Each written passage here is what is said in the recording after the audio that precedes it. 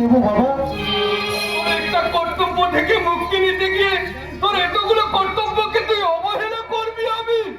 আমি তো আমার কোনো কর্তব্যকে অবহেলা করিনি বাবা।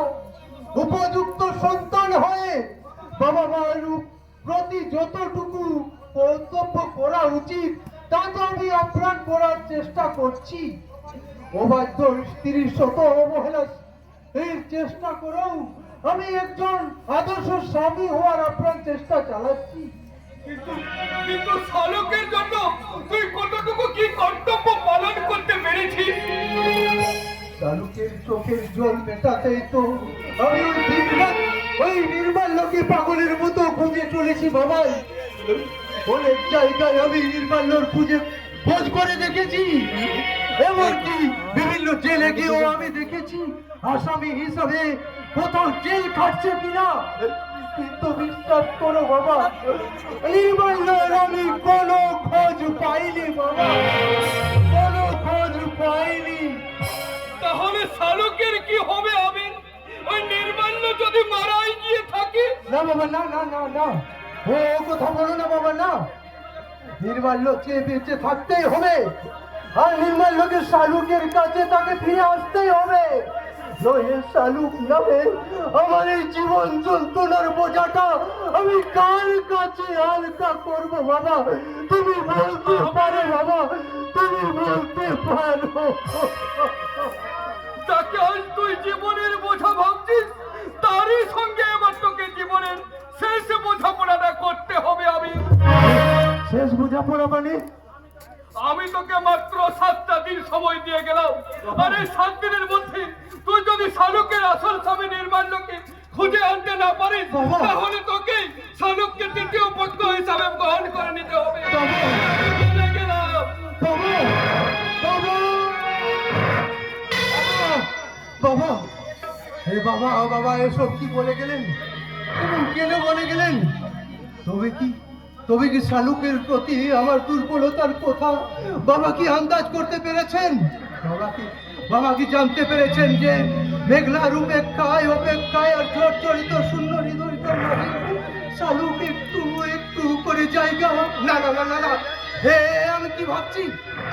এই চরিত্রহীনের মতো আমি কি ভাবছি? এ অন্যায়, এ মহাপাপ। যে শালুক এই যে সরল বিশ্বাসে সব কিছু আমার কাছে অর্পণ করে সব কিছু বসে আছে, তাকেই বা আমি কেমন করে বুঝাই? আর যদি সত্যি সত্যি নির্মাল্য বেঁচে না থাকে, তাহলে আমি শালুককে কেমন করে বোঝাবো? কেমন করে আমি শালুকের কাছে তার কাছে গিয়ে বলবো, স্বীকার করে বলবো? তোমাকে কিচ্ছু বলতে হবে না। তোমার জন্য জল আনতে একটু দেরি হওয়ার জন্য আমি তোমার কাছে ক্ষমা চেয়ে নিচ্ছি। আসলে তুমি এত তাড়াতাড়ি যে অফিস থেকে ফিরে আসবে আমি বুঝতেই পারিনি। এই নাও ঠান্ডা জলটা তুমি। তোমাকে রাধিকা করে আমার স্বামীকে ঠান্ডা জল খাওয়াতে হবে না। আমি ওর জন্য কফি বানিয়ে এনেছি, তাও তো গরম গরম কফি খেয়ে।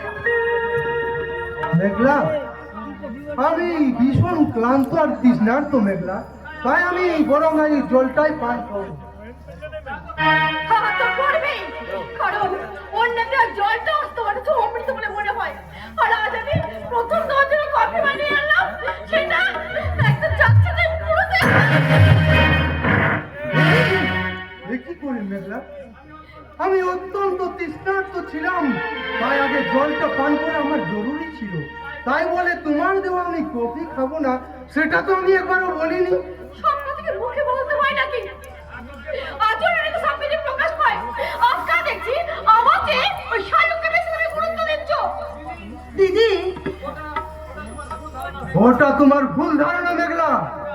যার যেমন আচরণ সে তেমনি গুরুত্ব পেয়ে থাকে। তবু আমার প্রতি যদি তোমার কোনো অবিশ্বাস থেকে থাকে, তাহলে তুমি আবার একবার ওই কফি করে নিয়ে এসো। এক কাজ বারবার আমাকে হয় না, তা কি তুমি বলো আমার ঘরে এসো। আমি তোমার জন্য আজকে ম্যাগি কিংবা চাউমিন টিফিন বানিয়ে যাচ্ছি।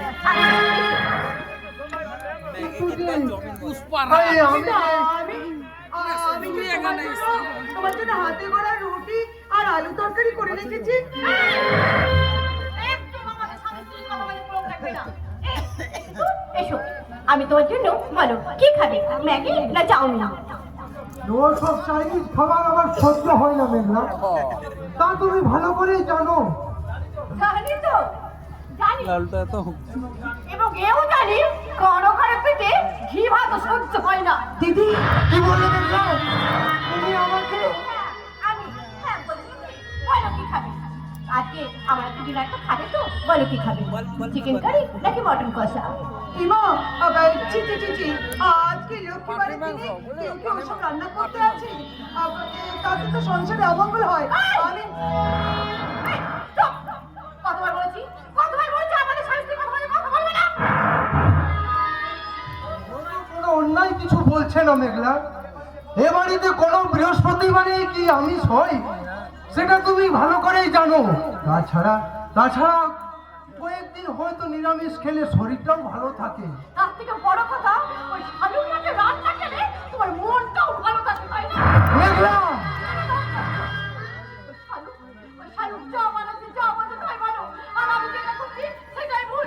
আচ্ছা ভুল ঠিক যাই হোক, আমি যা করবো তাই তোমাকে মেনে নিতে হবে। আমি যা বানাবো তাই তোমাকে খেতে হবে। কি করছো? ছাড়ো বলছি, ছাড়ো। না না, তা কি করে হয়? দিদি দিদি তুমি এভাবে জোর করো না। আজকের দিনে উনি যদি আমিষ খান তাহলে শুধু ওনার অমঙ্গল নয়, এই সংসারের অমঙ্গল হবে। তাই তুমি আমার সঙ্গে এসো, আমি তোমার জন্য নিরামিষ রান্না করে দেবো।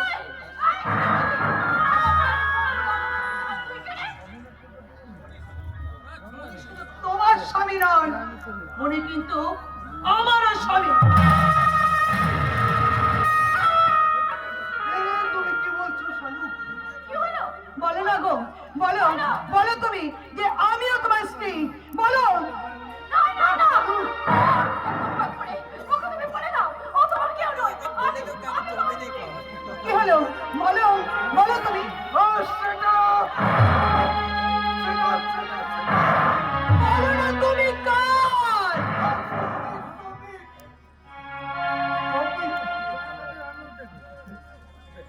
লাঞ্ছনা, শুধু লাঞ্ছনা,